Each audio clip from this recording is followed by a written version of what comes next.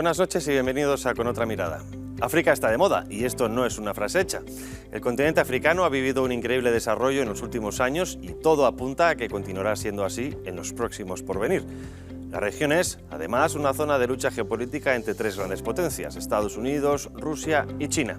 Esta última es la que está ganando la partida con su política diplomática y económica. Así como Estados Unidos ha invertido en desarrollo siempre intentando influir en la política interna, China se mantiene mucho más al margen.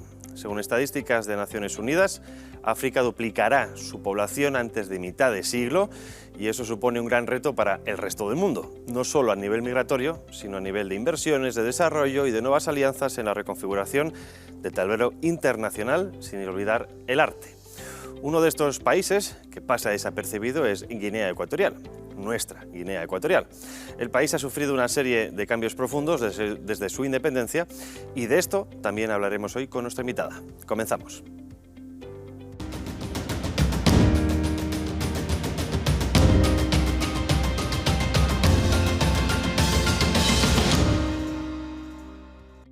Bueno, nuestra invitada de hoy es la abogada Jennifer Ribeiro. Muy buenas noches, gracias por venir. Muy buenas noches, Javier, gracias por invitarme.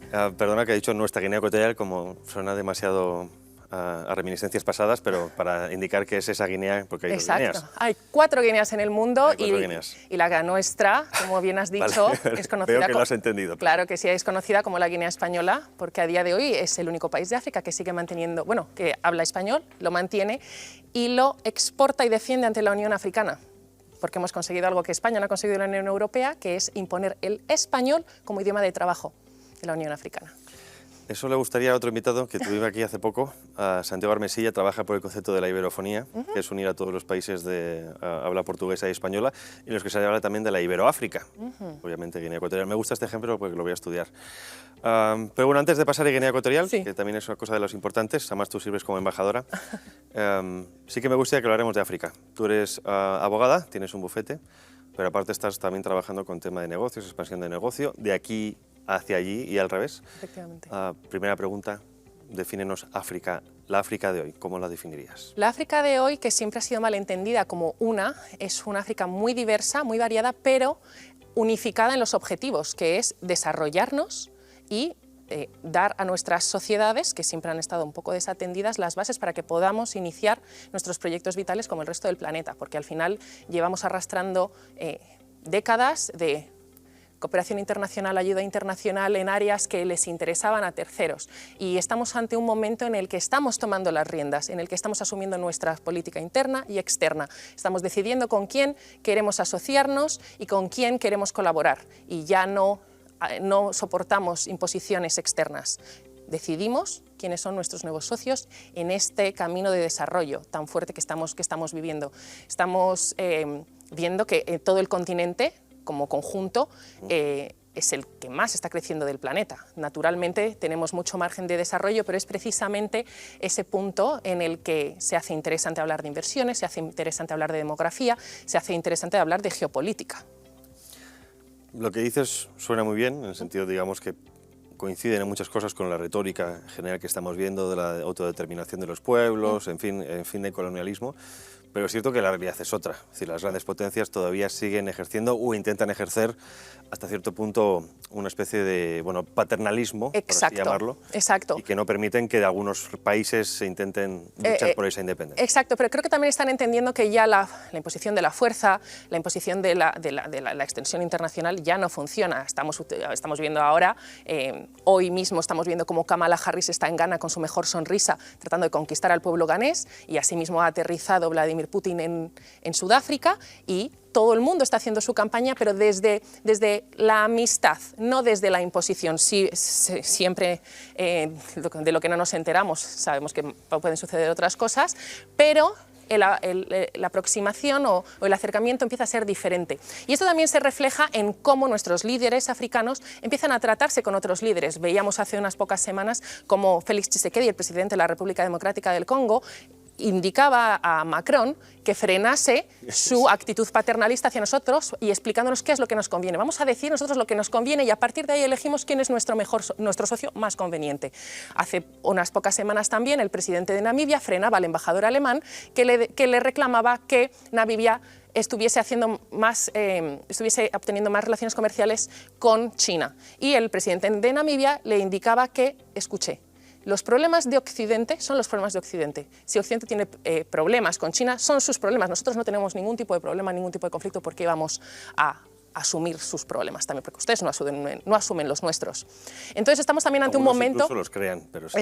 Exacto. Estamos ante un momento que yo creo que es el más interesante a mis ojos, que es el despertar moral de nuestra propia realidad, de, oye, hasta aquí las imposiciones, vamos a tratarnos de igual, porque también sabemos que tenemos cierta fuerza y sabemos que tenemos los recursos, y mañana pueden cambiar las reglas del juego. Está cambiando a día de hoy. Efectivamente.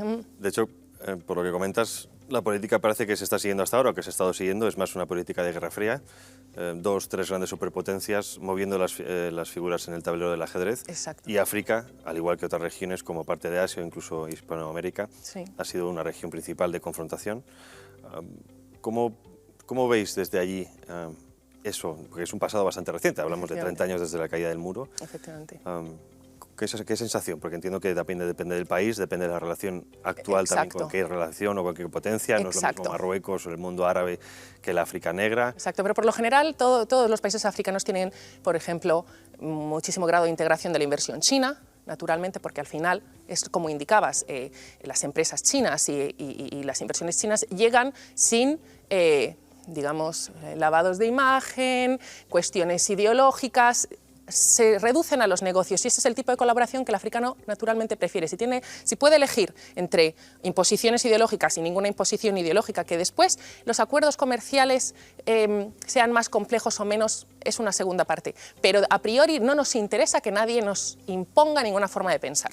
Y eso es lo que ahora mismo es lo que más le importa al africano. Me das el dinero para que desarrolle mi infraestructura y no me cuentes nada más. Y entonces esas son las relaciones que buscamos, socios comerciales. Todo lo demás ya no nos interesa, porque no nos ha servido para nada. Y además, ya no solo hablamos de que el africano de toda la vida miraba hacia Estados Unidos y hacia Europa, pero hay muchísimos más jugadores en este nuevo tablero. Hablamos de la India, hablamos de los países árabes, de los Emiratos, hablamos de muchísimas regiones que también miran hacia nuestros territorios y ven toda esa potencialidad que Occidente, que en Europa se ha dejado de mirar con la misma frecuencia, digamos. Sí, sobre todo más en Occidente ha habido una política de autoflagelación y por lo tanto de no poder continuar de alguna manera relaciones con África, por eso que nos recuerda el colonialismo. También podríamos ver, en fin, no es sujeto de este programa, pero habría que analizar eso porque es una mentalidad bastante extraña. Sí. Pero has hablado de inversiones, has hablado de China, hemos hablado de China, Estados Unidos. Vamos a ver una serie de inversiones, ahí lo tiene en el mapa, a ver si lo podemos poner en grande para que se vea mejor. Ahí está. Esto es la inversión china en África, por país. Estamos hablando de una inversión de casi 160.000 millones de dólares, que se dice pronto, son 1.000 millones nuestros, no son billones, pero luego también tenemos otro gráfico que divide esas inversiones por área de trabajo o por materias primas, a ver si lo podemos ver, ahí está. Nos creemos también que hay un gran interés, no solo en desarrollos de infraestructura, como decías tú, sino también en materias primas, sobre todo en este nuevo mundo tecnológico, electrónico, como queramos llamarlo, donde África tiene gran parte de las tierras raras, no solo están en China, están en África. Y luego otro gráfico que también podemos ver, que es la diferencia que ha habido de Estados Unidos en África. Es decir, este es el histórico gráfico de inversión y vemos cómo de alguna manera Estados Unidos se está retirando. No sabemos si es por lo que tú, David, dices exclusivamente, de que hay una especie de despertar frente a políticas tradicionales de Estados Unidos, imperialistas, por así llamarlo, o porque los que vienen también, los nuevos que llegan, sean los rusos o los chinos, están ofreciendo de otra manera. Se suele decir que allí los chinos se os van a ofrecer desarrollo, lo que tú decías, infraestructuras, vías a carreteras, hospitales, escuelas, etcétera, etcétera, y los americanos venían a imponer una política en concreto. Te cuento mi experiencia profesional, bueno, cuando estaba en Citizen Go, en campañas internacionales, la campaigner africana, la encargada de las campañas en África, era la más activa y dio 2 conferencias, me acuerdo, en Naciones Unidas, que eran prácticamente demenciales, o sea, dejaba por los suelos toda la retórica occidental porque decía, oiga, nosotros no necesitamos lobbies LGTB, ni aborto, ni todo esto, lo que necesitamos es precisamente desarrollo, ¿no? Efectivamente, lo que necesitamos es que nos llegue la carretera a la puerta de nuestras casas. Necesitamos transferir y transmitir luz en todo nuestro territorio y energía. Necesitamos hospitales, necesitamos desarrollar nuestra infraestructura básica y a partir de ahí nos podremos preocupar de otras cuestiones, ¿no? A mí me preguntan mucho sobre estas temáticas y digo, pero podemos volver al punto de partida, que es donde estamos. No vamos a tener las mismas preocupaciones que tiene un holandés, naturalmente. Nuestras preocupaciones pasan por lo más básico, que es el desarrollo de nuestra infraestructura. Y todo lo demás es que no nos interesa, porque es que no nos podemos permitir estar pensando en esas cuestiones. Os lo podéis permitir aquí, que tenéis aquí en Occidente, quiero decir. Sí, depende de qué ideas, pero sí, por desgracia. Os lo podéis permitir porque vuestras infraestructuras y vuestras sociedades están súper organizadas, pero nosotros estamos en etapas anteriores y en las que nos preocupa efectivamente es cómo vamos a construir nuestras carreteras, nuestros puentes, nuestras telecomunicaciones, porque a partir de ahí podremos hablar de pleno empleo, podremos hablar de todo tipo de desarrollo legislativo en materia de lo que tú quieras, efectivamente. Pero el punto de partida es necesitamos infraestructuras básicas y eso es lo que nos interesa. Y a partir de ahí, si podemos elegir quiénes son nuestros socios, elegiremos a los socios que vengan con menos historias, porque es así que pongan una mejor oferta sobre la mesa, que no todo es ideología. Efectivamente. Y ahora eso es lo que pasa, que podemos elegir. Y eso entiendo que hay gente a la que le molesta. Naturalmente, imagino. Están acostumbrados a que no os tener una hegemonía y a tener digamos, un cierto monopolio. Y eso está cambiando. Hay una cosa que también que lo comento, y, bueno, sobre todo en debates con progresistas o los seguidores de la religión climática, que no se dan cuenta que si compran las políticas medioambientales, están comprando el empobrecimiento perpetuo de los países en vías de desarrollo. Efectivamente. ¿Cómo se ve eso en África en general, o luego, si quieres, pasamos a Guinea Ecuatorial en particular? Porque entiendo que vale, hay una parte del mensaje muy bonito, es decir, hay que proteger la tierra. África es un país, un continente brutal, ¿no? Lo que hay allí no hay en otro sitio. Pero es que si no contaminamos, digamos, si no consumimos, no podemos producir, no podemos, por lo tanto, desarrollarnos. Y está muy bien que todos queremos llegar al punto B, un planeta sano, un planeta sin contaminación, naturalmente, pero no podemos saltarnos caminos, ¿no? Tenemos que seguir el mismo camino que han seguido, en este caso, primer mundo. Exacto, porque es como lo que comentábamos, haz lo que digo, no hagas lo que hago. Nosotros necesitamos primero salir de la pobreza energética. Y eso pasa por explotar nuestro gas, y lo vamos a seguir haciendo, pero a la par que podemos ir implementando, porque existe esa tecnología y no tenemos que amortizar, pues no tenemos que amortizar, por ejemplo, centrales nucleares o cuestiones más complejas, podemos pasar directamente a cierto tipo de energías. Pero ¿cómo vamos a financiar el desarrollo de esa energía limpia? Pues pasa por quemar nuestro carbón, nuestro crudo y nuestro gas, y lo vamos a hacer porque necesitamos proteger a nuestra población. Ese es el punto de partida. Entonces se nos pide acabar con la pobreza, pero con una fórmula mágica no.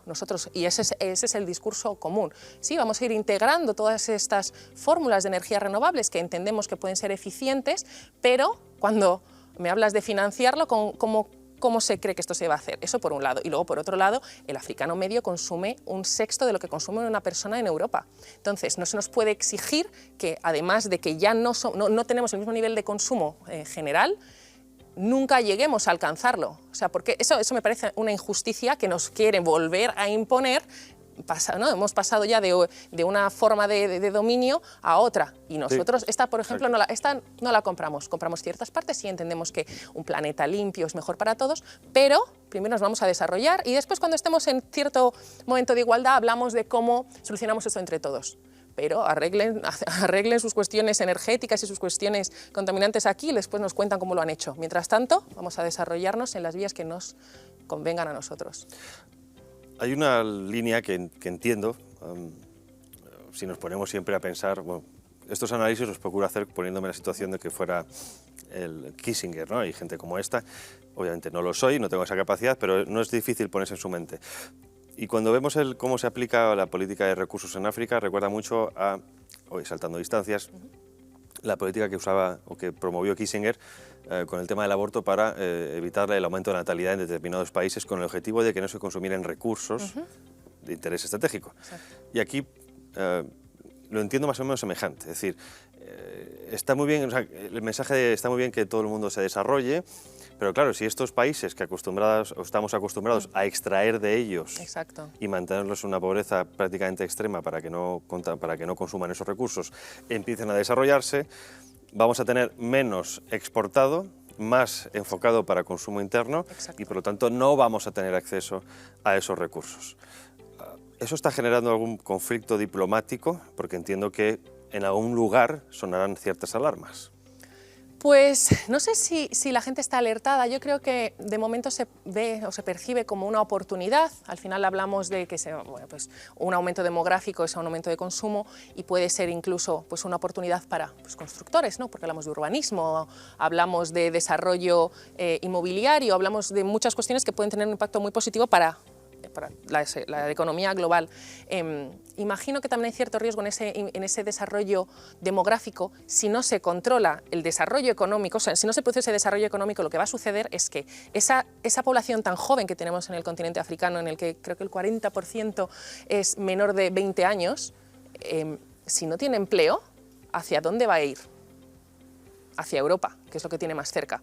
Entonces creo que en el fondo también hay cierta preocupación o cierto interés en que de verdad nos desarrollemos, porque ¿qué son 3.000 millones de habitantes que no puedan autosustentarse en sus territorios? Pues es una crisis migratoria enorme para Europa. Sí. Eso en primer el Foro lugar. Económico Mundial calculaba 1.000 millones de personas de aquí a 2030. Está a la vuelta de la esquina. Y en 2050 son 3.000 millones. Entonces, con esa cuestión demográfica, ¿qué se va a hacer? Entonces, creo que interesa que nos desarrollemos en unas líneas en las que podamos al menos mantener eso, un cierto nivel de empleo para nuestros jóvenes, porque la mayoría de la población es joven, a diferencia de aquí en Europa estamos viendo una crisis demográfica que va Es como Nigeria, 6,7 hijos por mujer. Efectivamente, y aún así la densidad de población por kilómetro cuadrado es bajísima.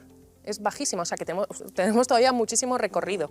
Es que cuando coges África en Europa y la pones en África, apenas son el Congo y poco más. Efectivamente, y además está mal representado en el mapa, que eso también hablamos. Sí. Entonces creo que es un territorio enorme y, como decía, muy diverso a comprender y a explorar, pero todo pasa por ahí, hay unas nuevas normas, hay líderes que no tienen miedo a enfrentarse a los líderes tradicionales. Eso también ha cambiado, ¿no? Las nuevas generaciones de líderes. Ha cambiado muchísimo y creo que todos estamos disfrutando de esos momentos, ¿no? Presidentes como el de Ghana, el de Congo que mencionaba, Namibia, y en muchísimos lugares que están reivindicando, tenemos soberanía sobre nuestros territorios, déjenos de imponer sus formas de pensar, cómo debemos hacer las cosas, sus normas.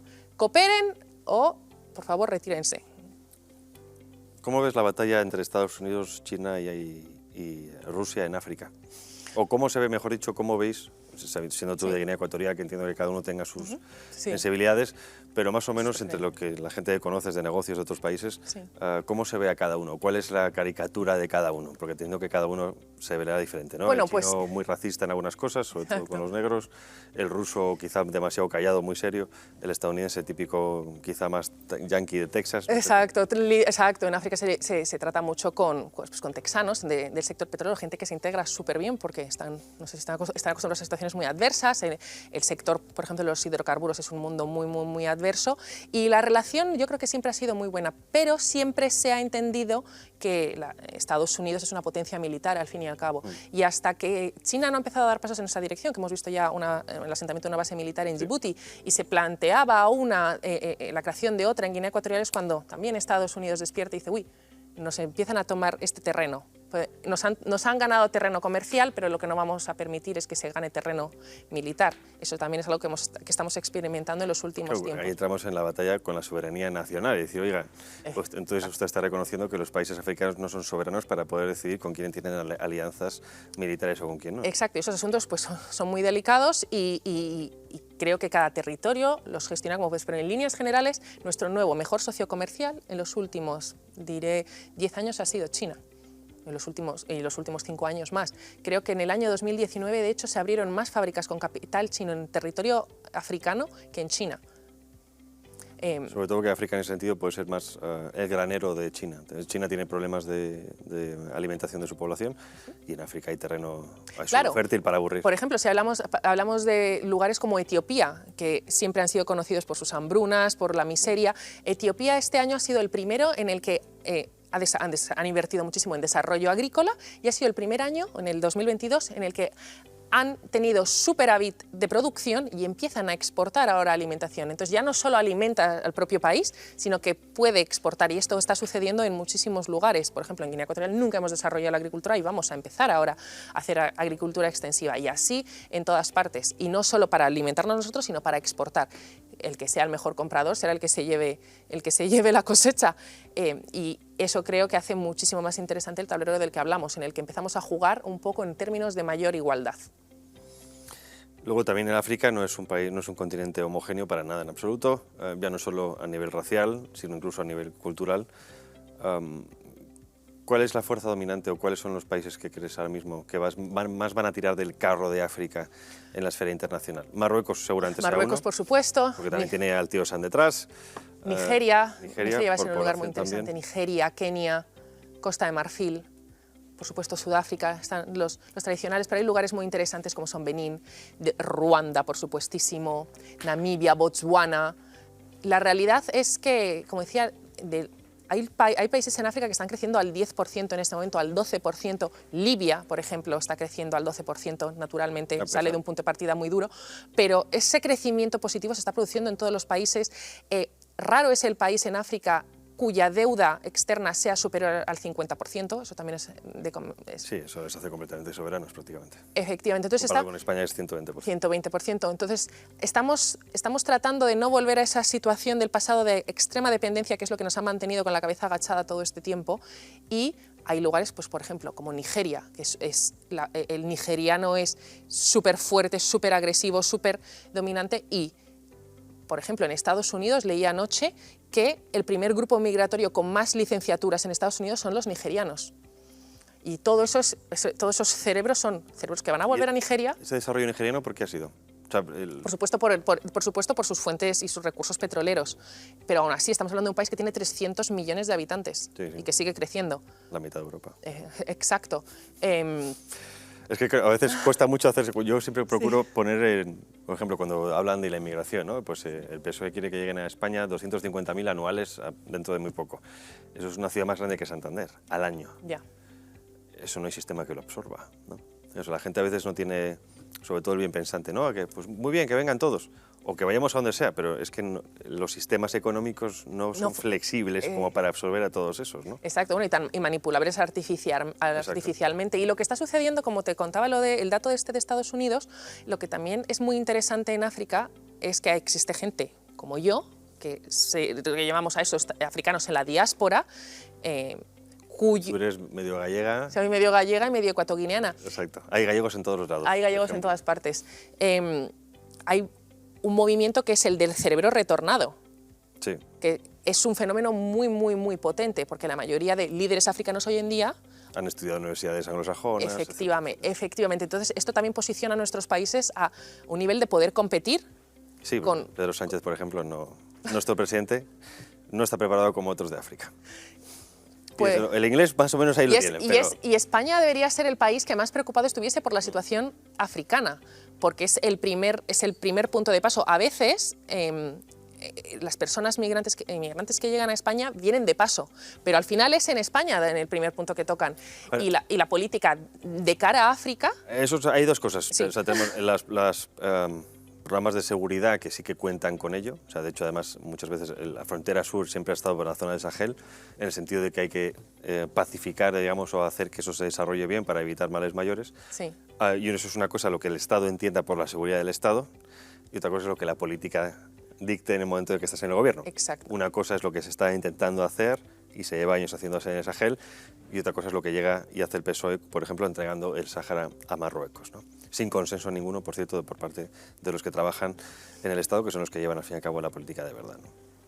Te pongo esto de ejemplo, sí, para que una cosa es quizá lo que se ve de afuera, otra cosa es lo que se sabe desde dentro. Exacto, y hay cosas y las cosas que nunca sabremos. Sin embargo, creo que la política exterior hacia África podría ser muchísimo mejor. Mucho mejor. Igual que para Hispanoamérica, ¿eh? De hecho, no pintamos un colín. Efectivamente, y España está llegando de nuevo mal y tarde.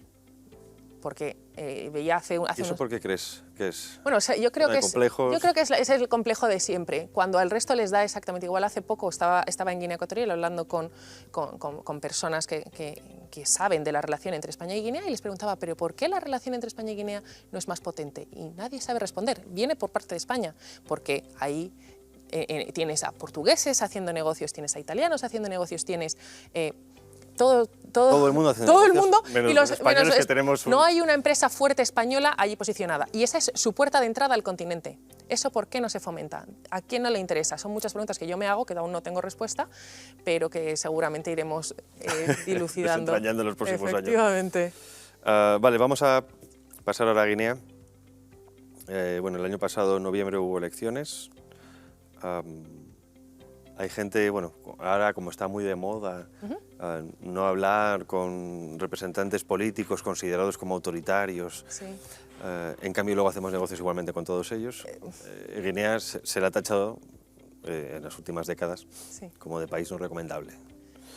Pero luego, como dices tú, por un lado me estás diciendo una cosa, pero exacto. Por otro lado tenemos acuerdos de libre comercio con China, que es la peor dictadura de todas, y en cambio con los países hermanos, porque son hermanos, efectivamente, parece que no existe. ¿Cómo se ve eso desde Guinea hacia España? Pues desde Guinea se ve para empezar, como una injusticia histórica, porque recordemos que Guinea Ecuatorial es provincia española hasta 1968. O sea, mi madre nace en el 67 siendo española y el año siguiente es de otra nacionalidad. O sea, ayer era parte del territorio español. Sin embargo, sale y se desentiende del país. No se producen acuerdos comerciales, no se produce ningún tipo de relación ni de vínculo fuerte. Y ahí si ponemos la imagen en grande, ahí podemos ver un poco la Guinea española, ¿no? Efectivamente, cómo se fueron incorporando territorios. Hubo un periodo en el que los británicos se asentaron en lo que es hoy la capital, que es Malabo, conocida anteriormente como Santa Isabel, y crean allí un puerto para liberar esclavos, con la excusa de liberar barcos esclavos, cuando todos sabemos que los británicos estaban hiperinvolucrados en el tráfico,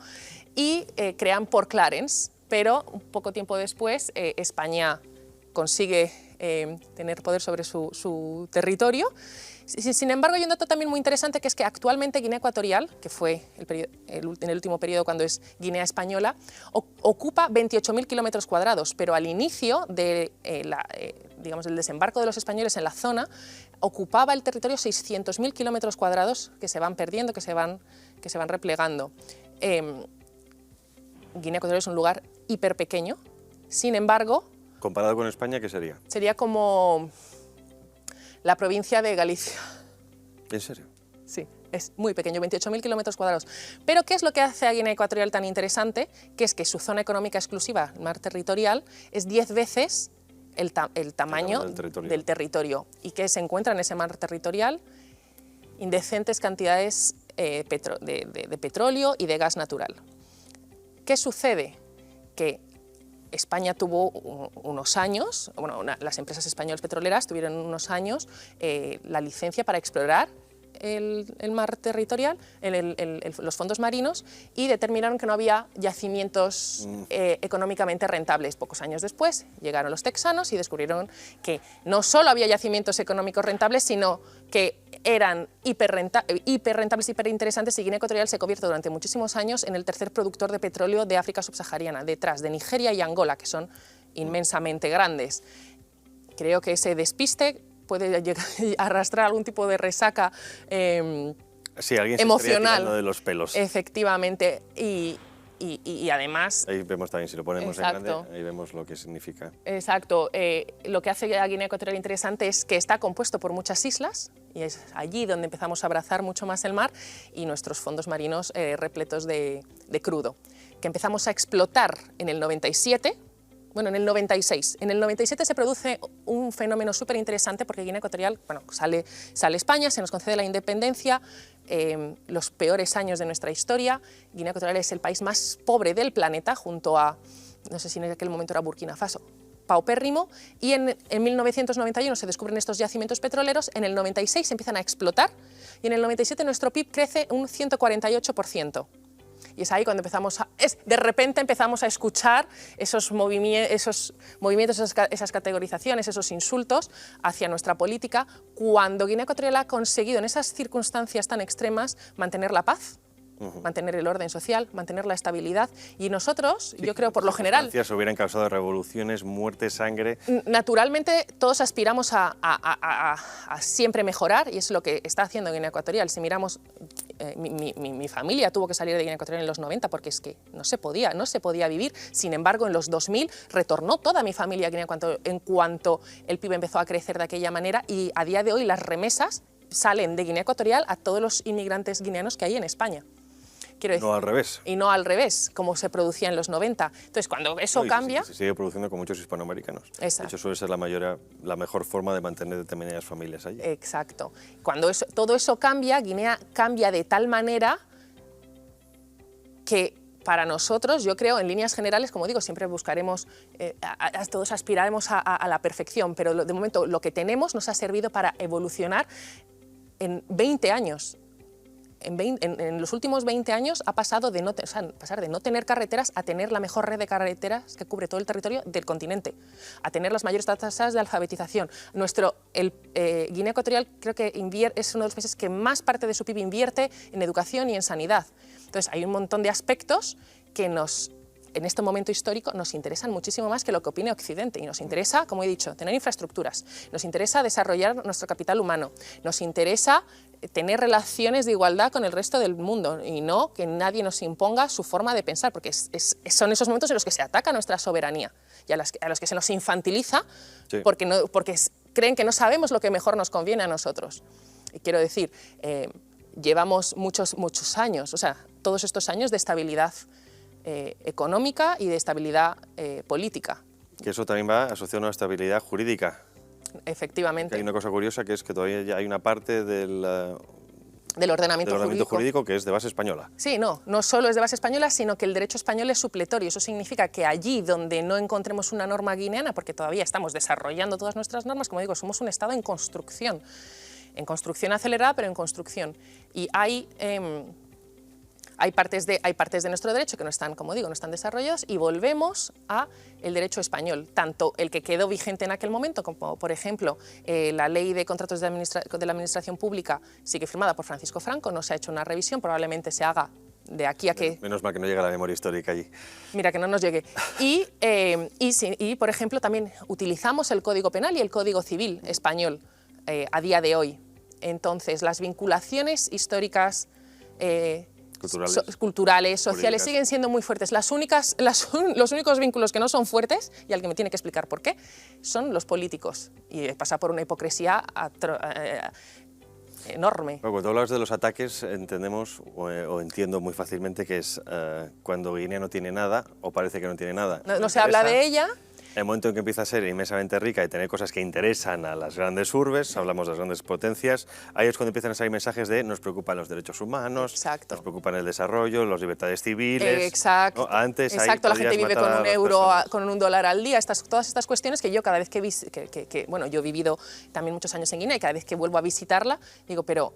Da un salto en el tiempo, ¿no? Efectivamente, y todas las noticias que veo en la prensa española a mí me enervan, porque no es justo. Es verdad que tenemos muchísimo que mejorar, pero es que no nos lo va a imponer nadie. Lo queremos nosotros para nosotros. Al final, Guinea Ecuatorial tiene una población de 1.400.000, en la que nos conocemos casi todos, y todos buscamos... Sí, si Madrid es casi un pueblo, efectivamente, si somos 3 millones, imagínate con 1,5 millones. Efectivamente. El primo del amigo del... Exacto, estamos luchando por nuestro país, por nuestra comunidad, y todos juntos. Entonces, al final yo lo veo como injerencias, porque cuando el ciudadano medio español abre la prensa, todo lo que ve son ataques negativos que al final afectan al propio guineano que buscan defender, porque dejan de ir empresas españolas a invertir, dejan de ir empresas constructoras a desarrollar, y da muy mal paso a que se produzcan mejores alianzas, ¿no?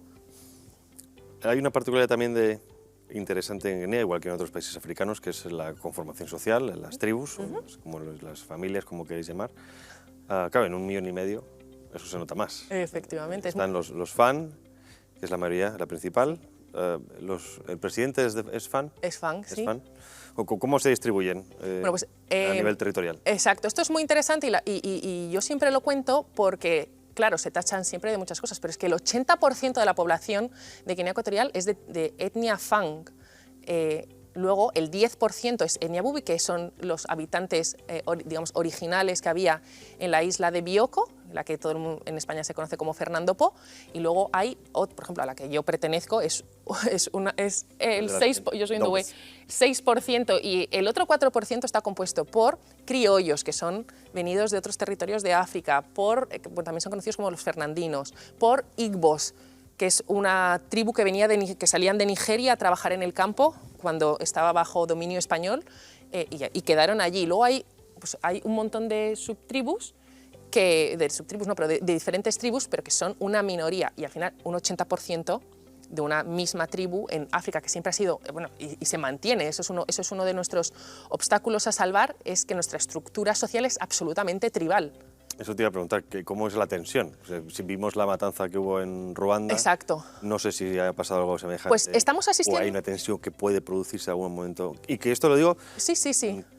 Independientemente de lo que es la realidad del país, que estas tensiones suelen ser explotadas por enemigos más que a nivel interno. Naturalmente, y eso es por eso que a mí me gusta explicar, frente a un 80% de la población no puede haber mucha crisis étnica, lo que tiene que haber es comprensión de, vale, esta es nuestra estructura, y a todo esto estamos viendo a partir de la nueva conformación del nuevo gobierno de Guinea Ecuatorial un fenómeno que nos está llamando mucho la atención, que es el de la meritocracia. Se están dando muchos cargos en base a gente que ya, porque eso nos lo podemos permitir también ahora, toda esta gente que ha estado en los últimos 20 años formándose es la que constituye las nuevas élites, que antes a lo mejor era mucho más diferente, no se podía realizar.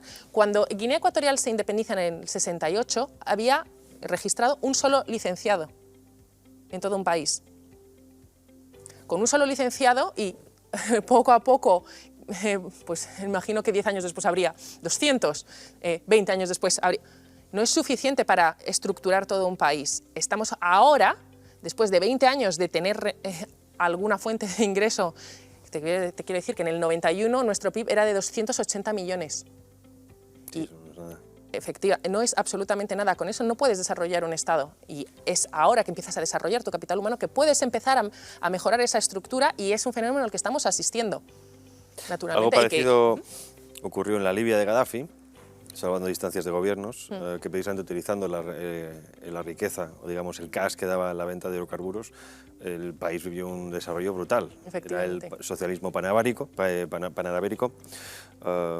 pero claro, bueno, por eso digo que salvando las distancias de regímenes, porque era una dictadura mucho más férrea, pero claro, elevó tanto el nivel de vida de los libios que muchos se preocuparon diciendo es que no van a necesitar a nadie más.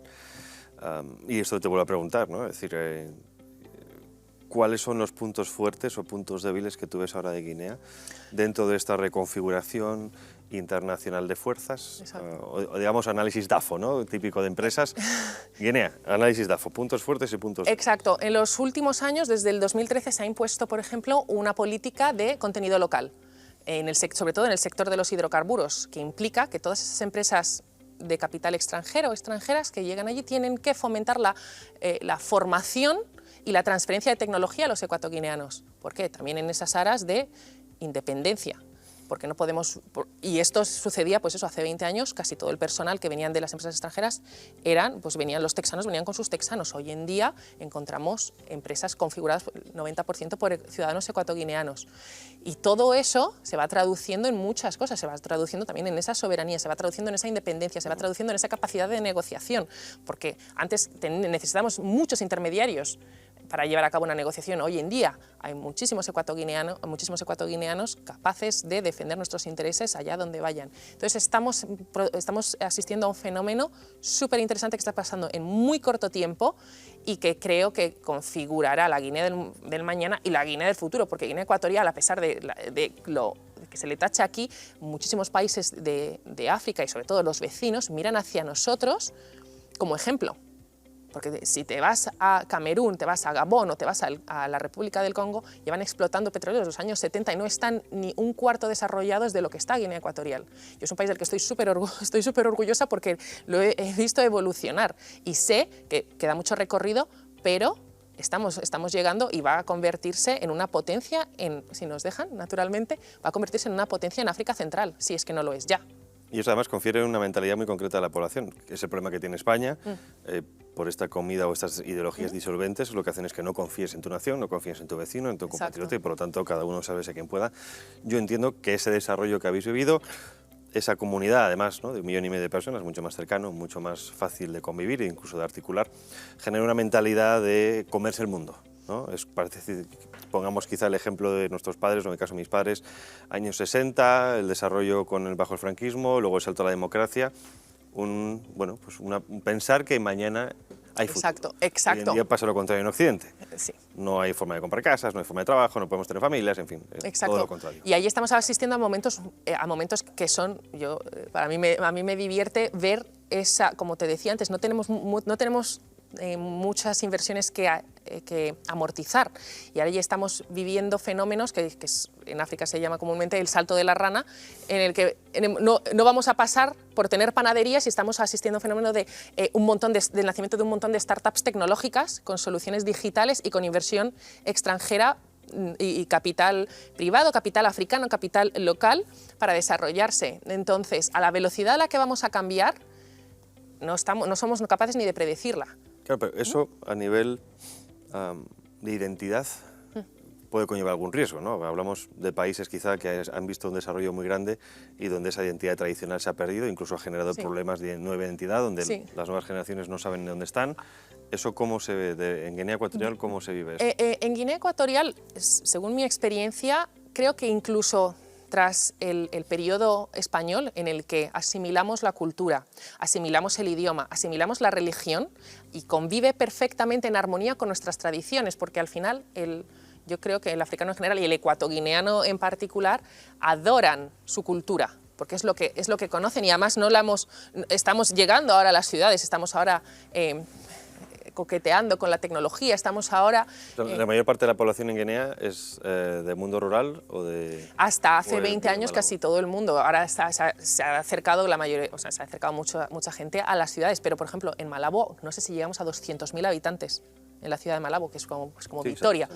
Efectivamente. Y en la segunda ciudad a lo mejor hay 100.000 más, que es la parte continental en la que puede haber más éxodo rural, pero la gente sigue viviendo en sus núcleos rurales, sobre todo, y siguen abrazando sus formas de vida rurales. Sin embargo, al final, donde está el dinero es donde va la gente, y se van a las ciudades, se van a buscar trabajo en torno al sector petrolero, que es en torno a lo que gira nuestra economía hasta ahora, y también se vuelve a mirar a otras formas de economía, porque nosotros somos muy dependientes del sector petrolero, eso se ha entendido, se ha remarcado en los 2 últimos planes estratégicos económicos, que es mirar hacia el desarrollo de las zonas rurales, el mantenimiento, la electrificación, la llegada de todo tipo de suministros, para fomentar que no se creen precisamente esos barrios marginales en las ciudades de gente que llega del campo, de las zonas rurales, con menos cualificación, porque en nuestras ciudades también exigen ya personal cualificado, existen todo tipo de ramos profesionales, pero lo que se busca también es mantener esa vida en los pueblos, ¿no? Y el guineano, por lo general, por mucho tiempo, es como en España, es que al final somos muy parecidos, mucho tiempo que pasa en la ciudad donde verdaderamente se siente a gusto es en su pueblo, y manteniendo su forma de vida, sus bebidas, sus ritos y su cultura, que pasa por abrazar, por ejemplo, el catolicismo. Es un país altamente católico y convive perfectamente con otras cuestiones tradicionales, formas de vida, formas de matrimonio, y nuestras propias que no vamos a abandonar porque... igual que pasó en Hispanoamérica, todavía hay ciertos ritos indígenas mezclados con catolicismo que lo hace muy particular. Al igual que el catolicismo en su momento se mezcló con el paganismo en Europa y da esas vírgenes y San José por todos los lados. Efectivamente, ¿no? Y esto también se ve mucho, lo vemos mucho en la música, en la cultura, cómo y ahora se consume, por ejemplo, en todo el mundo. Yo voy a cualquier lugar de Europa, de Estados Unidos, y escucho muchísima música nigeriana, por ejemplo, de Nigeria, de Tanzania. No, y no solo... Porque tienen el inglés. Exacto, sí, porque se han expandido y porque también hay muchos nigerianos en Inglaterra, en Estados Unidos, que son al final lugares, pues también tienen mucha influencia cultural en el resto del mundo, pero eso también a nosotros, los africanos, nos empodera a pensar en, oye, por mucho que abracemos formas de vida occidentales, no olvidemos nuestra cultura, y eso lo tenemos muy, muy presente. Parte de esa cultura es el arte. También yo creo que una muestra, ¿no?, bueno, depende de qué arte, pero hay una muestra del orgullo de una nación cuando eso se transmite en el arte y el arte luego lo llevan fuera.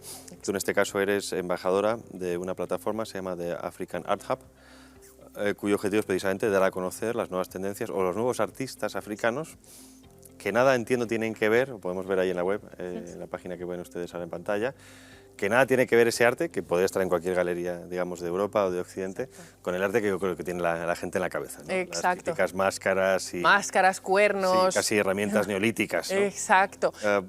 ¿Cómo se vive esto? Que, vamos, aparte que hay cosas que molan mucho. Sí. ¿De qué, lo que has conocido, de dónde se alimentan, qué es lo que han visto? Porque vemos claramente mezcla entre modernismo occidental con claras influencias más africanas. ¿Cuál es el magma que permite que todo esto vaya saliendo? La convivencia de todo esto gira en torno, como te decía, al fenómeno de la diáspora, porque hay muchos africanos fuera que además se nutren de lo que ven pues, en Estados Unidos, en Francia, en Bélgica, se nutren de todo aquello y sigue siendo arte africano porque al final es cómo percibe ese africano fuera el mundo, ¿no? Y eso convive con también nuestras formas tradicionales.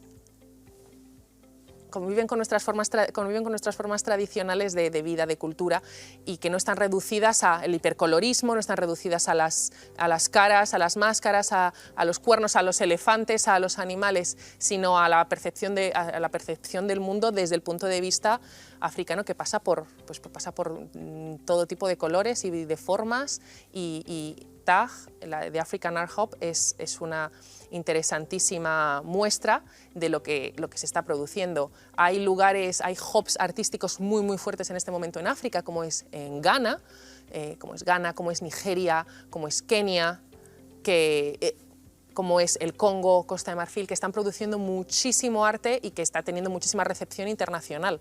Esto es un trabajazo, o sea, primero porque las vías de comunicación no son las mismas, no están las redes sociales igual de implantadas que allí. Claro, que llegar al artista que igual está perdido en un pueblo remoto que no tiene acceso en carretera. Esto que haces me mola mucho. Exacto. Igual incluso, también es que me pongo el ejemplo también cuando estaba dando clases a inmigrantes precisamente de Guinea, ya sabéis la historia, cuando le enseñé el Google Maps había mucha gente que lloraba, ¿no? Diciendo, puedo ver la casa de mi madre. Exacto. Entiendo que igual para un africano que ha hecho eso con todo el amor del mundo sin pensar que va a tener repercusión, de repente verse en una plataforma web que le estén contactando de no sé dónde para una exposición. Eso es, que un tío en Londres quiera comprar su obra porque lo ha visto, es revolucionario. Imagínate para el artista que se encuentra en un lugar remoto de Ghana, que tenga de repente pues eso, ofertas de miles y miles de euros por su obra que a lo mejor no sabía si iba a tener ni salida comercial fuera. A toda la familia. Efectivamente, fuera de su pueblo. También entiendo que sirve para romper estereotipos. Efectivamente. De un lado y de otro. Efectivamente. Ni los blanquitos no sé qué me desprecian, ni el negro que pensamos es el negro zumbón en una troza de paja, ¿no? En los últimos años se está produciendo muchísima demanda de arte africano y esta agencia, TAG, lo que busca es eso, dar a conocer no solo el arte que todo el mundo se imagina que es representativo del continente africano, porque el continente africano son muchas cosas, son muchos tipos de personas, son personas en diferentes lugares y circunstancias y sobre todo ese cambio tan rápido que se está produciendo también pasa por eso y también se refleja en el nuevo arte. Nos queda poco tiempo, así que me gustaría preguntarte, bueno, cómo ves este desarrollo de las plataformas en sí, pero luego también de África en general y cómo África va a meterse en el mundo. Es decir, porque está en la fase en la que ahora puede competir o va a poder competir de tú a tú en muchos ámbitos, cultural, demográfico, sobre todo, económico, empresarial, en fin, estaba en el mapa, pero parece que hay gente que la está descubriendo, ¿no? Efectivamente, y estaba en el mapa pero con la cabeza agachada. nos mantenían con la cabeza agachada. Yo creo que en los próximos 10 años asistiremos al despertar del gigante y yo estaría de su lado. Mejor, si no puedes con el enemigo, entre comillas, únete a él. No digo porque sea enemigo, pero mejor estar ahí. Todo lo contrario, si conoces a un africano antipático, me lo cuentas. Somos gente formidable con muchas ganas de desarrollarnos, de crecer y centrarnos en eso, en crecer y en colaborar, no en que se nos trate como niños. Esto ha quedado atrás y eso es lo que yo busco transmitir también. En la nueva África trabajamos de igual a igual, vamos a utilizar el know-how, vamos a buscar esa financiación, vamos a trabajar en el desarrollo de nuestros pueblos, que es lo que nos interesa a todos. Pues con esa frase nos quedamos, Jennifer. Muchísimas gracias. Muchas gracias a vosotros. Enhorabuena por el trabajo, enhorabuena por la plataforma y bueno, estaremos en contacto para conocer eso que viene por África. Gracias. Como siempre, muchísimas gracias a ustedes. No sé si lo habrán escuchado, pero bueno, la cadena ya cesa su emisión. Este es el último programa de Con otra mirada. Tenía ganas también de terminar con algo rotundo de Misión de Futuro. Ya saben ustedes que hemos tratado muchos temas internacionales en esta cadena, en este programa en especial. Es de especial interés para mí que conozcan ustedes lo que hay fuera, que es muy diferente a lo que nos muestran otros medios de comunicación, que por eso nació esta casa. Ese era su mensaje original, dar a conocer otras cosas que otros medios no quieren que se conozca. Darles las gracias por haber estado ahí todo este tiempo. Muchísimas gracias por el apoyo, gracias por la audiencia. Seguiremos trabajando porque esto es una misión. Hoy lo haremos aquí, mañana será en otro sitio. Como siempre, y siempre les digo, muchísimas gracias. En este caso no habrá más ocasiones. Hasta siempre, hasta pronto. Gracias.